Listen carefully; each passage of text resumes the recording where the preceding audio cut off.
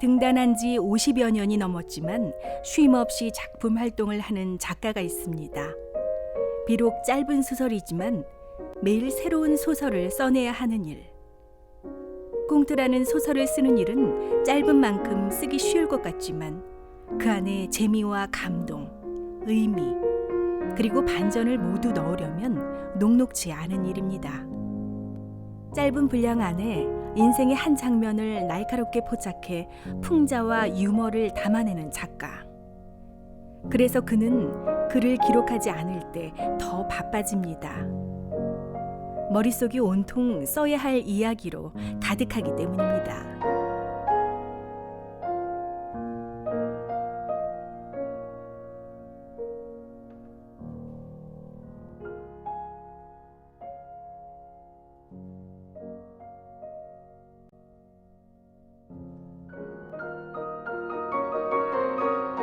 김동건 작가에게 가장 잊을 수 없는 책이 있다면 중학생일 때 고향 이웃집 형이 들려준 소설 닥터 지바고가 있습니다. 김동건 작가의 소설은 어릴 적 넋을 잃고 들은 이 한 권의 책에서부터 시작합니다. 중학생 때인데 이웃집에 그 김영배라는 선배가 살았어요. 근데 그 선배가 보리스 파스테르나크의 의사 지바고 얘기를 아주 흥미롭게 해주더라고요. 그분께서 그 말씀을 해주게 재밌게 해주길래 듣고 나도 장래 커서 작가가 되었다 꿈을 키웠죠. 어려운 형편에 제대로 공부를 하지 않은 탓에 기초 수업을 쌓는다 생각하면서 책을 읽고 습작을 시작했습니다. 일요일이면 대전에서 새벽 6시 기차를 타고 학교에 가기를 3년. 46세라는 늦은 나이에 만학도가 되었습니다. 그 노력의 결과로 18년 동안 공직 생활을 해오며 근무하던 김동건 작가는 개간 문예지 시와 의식 겨울호에서 추천 신인상에 뽑혀 정식으로 문단에 등단하게 되었습니다. 그때 나이가 좀 늦은 나이인데 좀 기뻤어요. 왜냐면 등단이라는 게 참 어려운 건데 어떻게 되는 바람에 아주 나를 것만 같았죠. 그 기분은.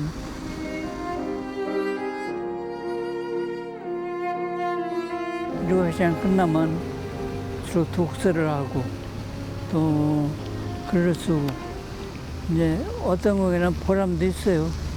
그러니까 병행한다는 게 어려운 일인데 그래서 이제 남보다 10배 더 하죠. 또 남보다 많이 배우지도 못했고 그래서 작품을 형상화시키는데 그 형상 안 될 적에는 접고 또 생각하고 또 쓰다가 형상화가 안 되면 또 접고 반복했죠. 그러다가 마음에 들면 이제 됐구나. 그래 완성을 한 거죠. 김동건 작가의 글을 쓰는 원동력은 시간을 거슬러 어려웠던 시절 속 다양한 경험에 있습니다. 중학교를 다닐 때 한 극장에서 청소도 하고 표를 팔기도 했으며 서울역 앞 가게에서 점원 노릇을 하며 신문 배달을 하기도 했습니다. 그러다가 21살 때인 1965년부터 3년 동안 책방에서 점원을 하게 되었습니다. 이 기간이 김동건 작가에게 있어 더없이 소중한 시간이었습니다. 틈만 나면 서점에 있는 시와 소설, 수필 등을 닥치는 대로 읽었고 이것이 후일 작품을 쓰는데 큰 도움을 주었습니다. 벗삼아 읽은 책이 평생의 스승이란 말이 있듯이 평생 책을 벗삼아 생활했기 때문에 어려운 사무관 시험 합격도 늦은 나이에 오른 문단 등단도 할 수 있게 되었습니다. 서점에서 일할 적에 책을 많이 봤죠. 시골 서점인데 그때 당시 유명한 것이 이어령의 흑수저 바람 속에 김영석의 영혼과 사랑의 대화, 그리고 한국 문학과 세계 문학을 섭렵하다시피 했죠. 그게 큰 도움이 됐습니다. 프랑스의 문학자인 롤랑 바르트는 작품은 제안하고 인간은 결정한다고 말한 것처럼 어떤 작품이 가지고 있는 문학의 가치는 독자에 따라 다르게 평가될 수 있고 반대로 좋은 소설에 대한 평가 역시 다양할 수밖에 없습니다. 이처럼 문학 작품은 하나의 의미만을 요구하는 닫힌 존재가 아니라 여러 독자에게 서로 다른 의미를 느끼게 하는 열린 존재입니다. 소설가이기 전에 독자였던 김동건 작가에게 기억에 남은 첫 번째 문학 작품은 무엇일까요? 노인과 바다 같은 경우는 인간은 파멸할지 모르지만 패배하지 않는다, 이런 아주 좋은 이야기가 있고, 못바상의 먹거리라든가. 왜 책을 읽는가라는 질문은 무슨 책을 읽는 것이 좋은지, 책은 어떻게 읽어야 하는지, 꼭 책을 읽어야 하는지와 같은 물음에도 얽혀 있습니다. 이러한 질문에 답변할 수 있다면 어떤 책을 고르고 무슨 주제에 관심을 가지며 어떻게 대상을 해석하는지에 대한 그 사람의 오랜 독서의 경로가 문제인식의 깊이로 드러나게 됩니다. 세상에 모르는 것이 없게 돼요. 자연이 알게 되면. 그러니까 정치, 경제, 사회, 문화 모든 것을 보는데 나름대로 안목이 생겨요. 그러니까 자부심도 생기고 어깨도 올라가고. 작가들은 자기만의 주제를 갖고 있습니다. 노인과 바다를 쓴 어니스트 해밍웨이는 죽음에 대해서, 위대한 유산을 쓴 찰스 디킨스는 아버지나 가족에 대해, 캐리를 쓴 스티븐 킹은 인간 심연에 있는 공포를 주제로 글을 썼습니다. 김동건 작가의 주제는 사회 속 인간의 본성에 주목합니다. 인간의 본성을 비유한다면 햇살이 비추는 밝은 들판에는 사랑, 희망, 용기가 있지만 그 반대편의 어두움의 숲에는 질투, 욕망, 폭력성이 잠들어 있습니다. 이것 중에서 어느 순간 숲 밖으로 나와서 점화가 된다면 본성을 넘어 사회적으로 문제가 되기도 합니다. 김동건 작가는 점화가 된 본성이 사회에 어떤 영향을 끼치는지에 주목합니다. 인간의 폭력성과 맞닥뜨린 인간, 나쁜 본성이 튀어나오는 순간, 이 순간들이 만나는 지점에서 소설들이 태어납니다. 내 색깔이 원래 사회 소설이 좀 많은데, 그렇게 함으로써 그걸 본받고 또 사람들이 따라오고 그렇게 함으로써 사회 정의가 구현되리라 생각해서. 바로 옆 이웃집 여자가 갑자기 죽었다. 한 달 전 B2호로 이사 온 그 여자는 B1호에 사는 남자와 대판 싸움이 벌어졌다.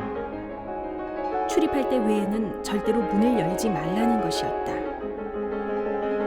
사이코패스. 성질을 못 이기고 즉시 이사를 간 남자의 한마디였다. 아니나 다를까 방안을 환기시키려고 문을 열었다가 막무가내 그 여자를 굴복시키기에는 역부족이었다. 그런데 그 여자의 죽음이 우유 속에 제초제가 들어있다는 부검 결과가 나오자 이상한 기류가 감돌았다. 2주일 전 농약방에서 제초제를 구매한 것이 화근이었다. 10여 시간여를 조사받다가 늦은 귀가를 했다. 이튿날 아침 일찍 핸드폰이 요란한 소리로 울렸다. 범인이 잡혔습니다. 등하불명이라더니 가족의 소행이었습니다. 그 여자의 남편의 푸념이 뇌리를 스쳤다. 사이코패스. 반사회성 인격장애로 성격이나 행동이 보통 사람들의 수준을 벗어나 현실 사회에서 자신에게나 사회적으로 부정적인 영향을 끼치게 되는 성격 이상자. 김동건 작가는 왜 돌연변이와 같은 사이코패스에 대해 관심을 갖게 된 것일까?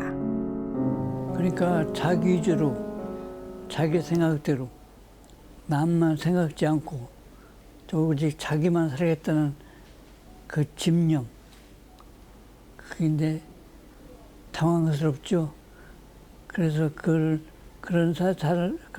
사이코패스를 사회에 고발함으로써 모든 사람들이 그렇지 않기를 바라는 마음이 크죠. 시와 의식 겨울호를 통해 문단에 등단한 김동건 작가의 작품 금이. 금이는 단편 소설로 80년대 초 금강의 대청댐이 건설되면서 벌어지는 한 가정의 파괴를 통해 산업 사회와 인간의 모습을 조명한 작품입니다. 내 작품 중에 금이라는 작품이 있는데 그 시골 처녀가 이제 가출을 해서 집에 들어가지 않으니까 그 애타하는 어머니는 애타게 기다리고 그래서 10여년을 기다리는데 10년 만에 집에 그 딸이 온다는 그 편지가 왔어요. 그래서 이제 어머니는 막 온다는 날 마중을 나가고 저 모퉁으로 돌아오는 모습을 보면서 근데 올 적에는 나갈 적에는 처녀로 나갔지만 집에 들어올 적에는 그 까치발을 걷는 아들과 또 나머지 애들 데리고 오는데 10년 동안에 한 사람이 나가는데 네 사람이 돼서 돌아오는 이런 비극적인 삶이 있었는데 그래서 그것을 소재로 해서 작품을 완성했죠. 이제 옛날에는 지금도 그렇지만 집을 나가는 소녀들이 많았어요.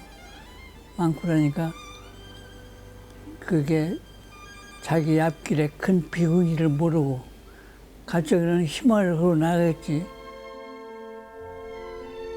역사는 도도히 흐르는 큰 강 속으로 잠기듯이 도도히 흘러가는 인간의 강에서 한순간의 흐름을 순간적으로 포착해서 밀도 있게 형상화한 작품 금입니다. 김동건 작가님은 소설을 주로 하시는 분이죠.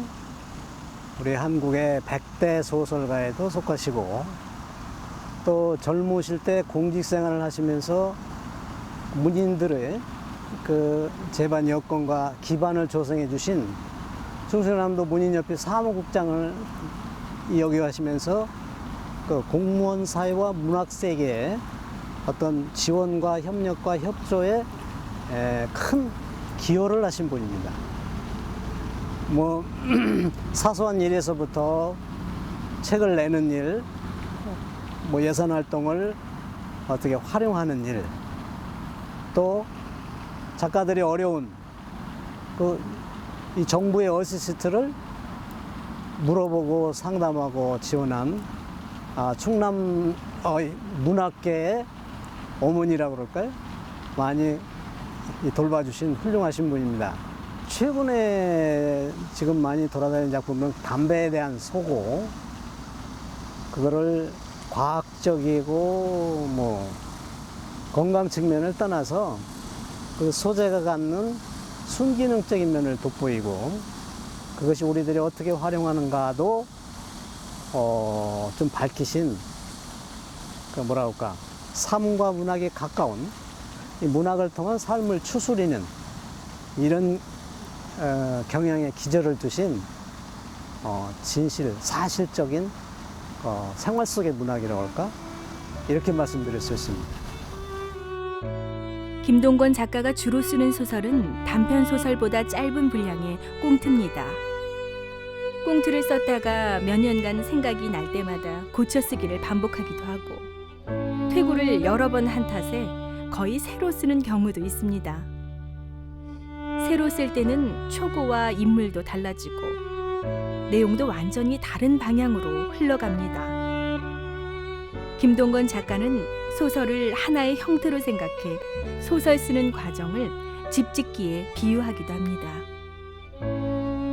소설의 배경이 되는 장소를 어떤 식으로 드러낼지, 인물은 언제 등장시킬지를 고민하면서 소설의 형태를 완성시켜 하나의 집으로 만들어냅니다. 고르는 거죠. 그러니까 더 좋은 작품이 되게 하기 위해 그걸 항시 고르고 올바른 방향으로 나가는 거죠. 레스트 헤밍웨이가 노인과 바다를 쓰고서 200몇 번을 수정했다는데 모든 작가들이 그럴 거예요. 나도 마찬가지로 작품을 완성하고 나서도 또 고치고 짬만 나면 또 고치고 그래서 완성이 될 때까지 뜸을 들였다가 또 생각하고 그러다가 거기에 결론적으로 좋은 뜸이 나올 때 그때 이제 결론을 짓는 거죠. 그 제목을 아무렇게나 붙일 수도 없고 또 독특해서는 독특하게 그래야지 독특하지 않으면 그 작품은 내용이 아무리 좋다 하더라도 이미 죽은 거나 마찬가지잖아요. 그러니까 제목이 독특해야만이 그냥 주제니 뭐니 사는 것 같아요. 구성도 그렇고 대부분 제목을 먼저 적어놓고 제목과 관련한 모든 것을 노트를 해놓고 수집을 해서 그거 가지고 짜임새를 구해가지고 그 하나하나 맞춰나가는 거죠. 구성을 할 적에 그러니까 인물이니 배경이니 다 정해놓고 요때는 인물을 등장시키고 요때는 배경 그 시대 현실에 처한 시대 상황 속에서 그리고 그렇기 때문에 어려운 게 말도 아니죠. 주로 이제 꽁트를 요즘은 여편 소설이라고 또 짧은 소설이라는데 꽁트의 맛이는 그 작품을 주제에 맞게 쓰다가 제일 마지막에 반전하는 그런 매력이 있는 것이 꽁트죠. 그렇기 때문에 더 심혈을 기울이게 돼 있어요.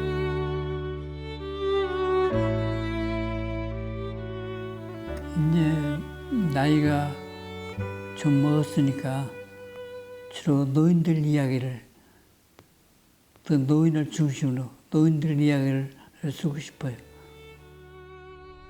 문학은 공식이 있는 게 아니기 때문에 스스로 깨달아 가야 합니다.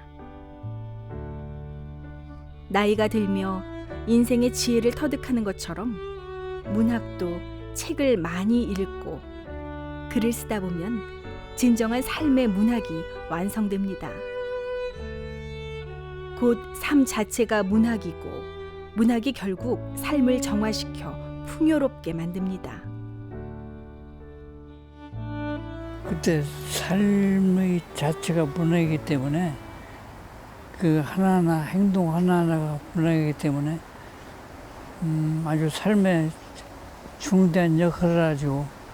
그렇기 때문에 그 역할을 하기 위해서라도 이 문학작품을 독자들이 많이 읽게 됩니다. 그러면 창의도 생기고 자기도 모르는 사이에 좋은 그 삶이 영리되라고 생각합니다.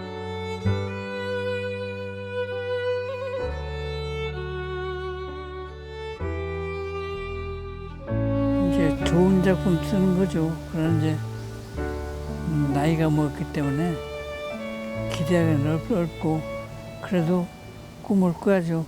좋은 작품 쓰기를. 그것이 소원이기도 하고요. 인간다움의 모습을 작품 속에 투영하고자 하는 문학. 문학은 결국 인간의 삶을 이야기하는 것입니다.